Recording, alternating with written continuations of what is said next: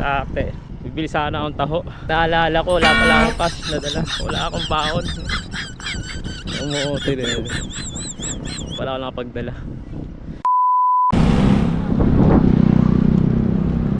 Hey, good morning mga padyak. Nadayuin natin si Our Adventures. Sila yung mag-partner na sina Rani at Ray. Magjowa na, magkaangkas. Umikot din sa iba't ibang lugar dito sa Pilipinas. Alas 7 na ng umaga. Medyo matarik na yung araw. Mainit-init na rin. Seaport tayo ngayon. May lilikuan lang tayo dito papuntang Malabon. Dire-diretso na yan hanggang makarating ng Obando.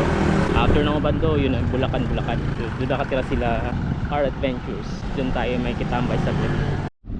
Hindi na ako dumaan ng Dampalit Megadite para mas mabilis ako makarating doon sa pupuntahan ko.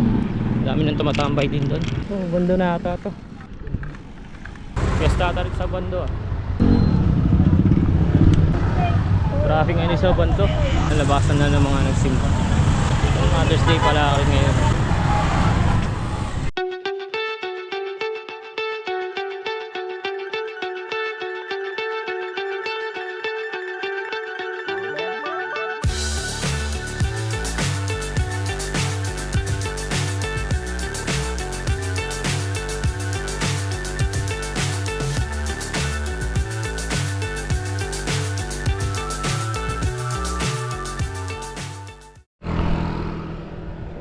Ang daming patay oh. Naglulutangan na lang sila. Ba't kaya ang ganda matay? Buti na hindi ako nagpunta sa Dampalit. Same view lang din naman pala makikita rito.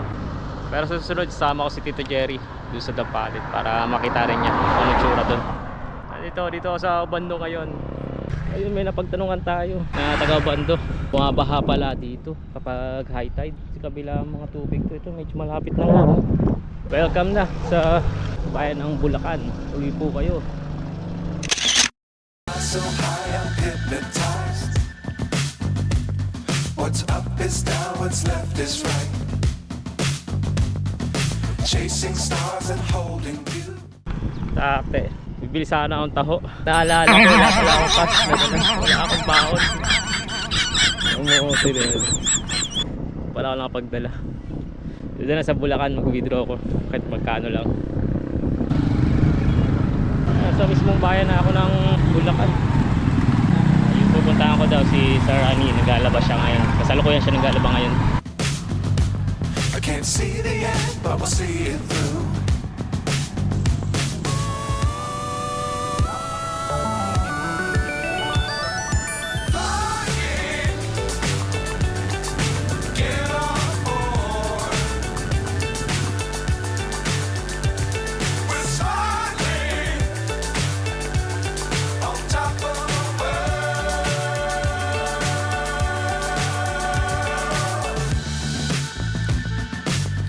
Times don't fly too high.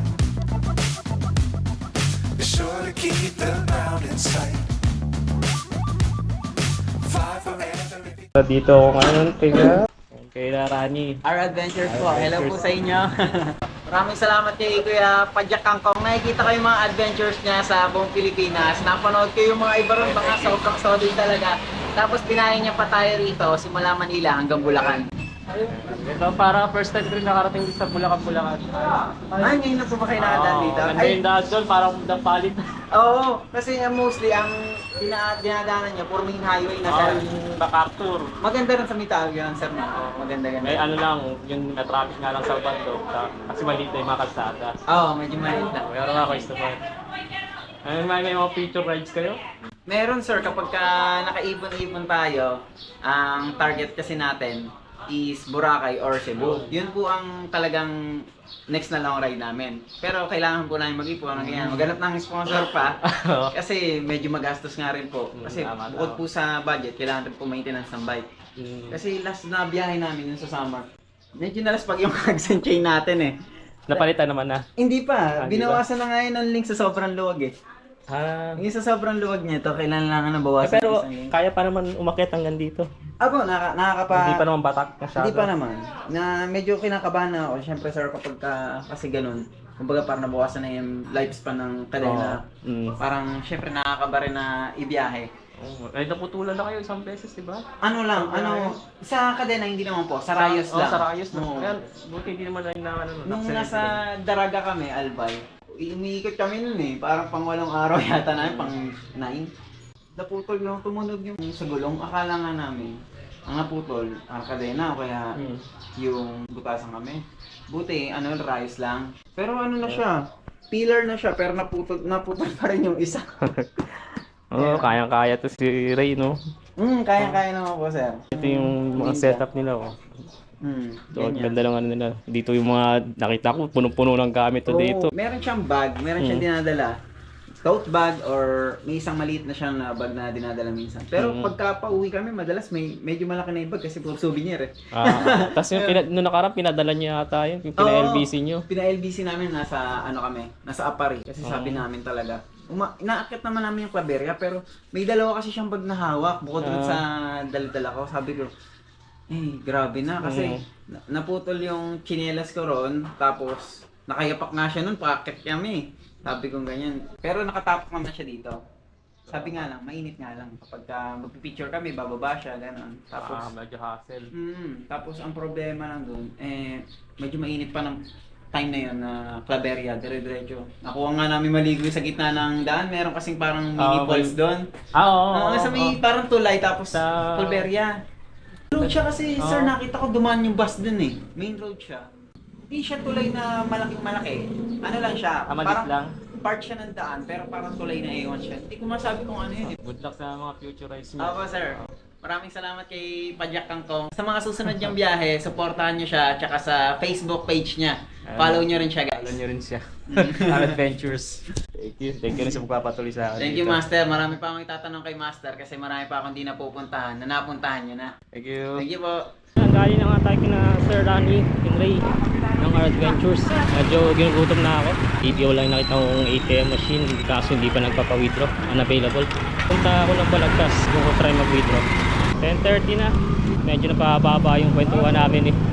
Sir Rani. Dami namin na pag-usapan. Ang aling tapat na ako nito makakauwi sa Manila. Thank you sa water from Bulakenyo Classico. May libreng tubig sila. Sa boundary ng Bulacan. Balagtas na sir? Panginay, Balagtas. Balagtas. Thank you sir ha. Ingat. Balagtas na. Makakain na rin tayo ng pares. So meron naman silang Gcash kaya hindi ko na kailangan mag-withdraw. Siguro nasa 30 kilometers pa to. Pabalik ng Manila. 11:30 na mga padyak. Kasi marilawin na doon. Ginagawa dyan. Tingnan na muna saglit.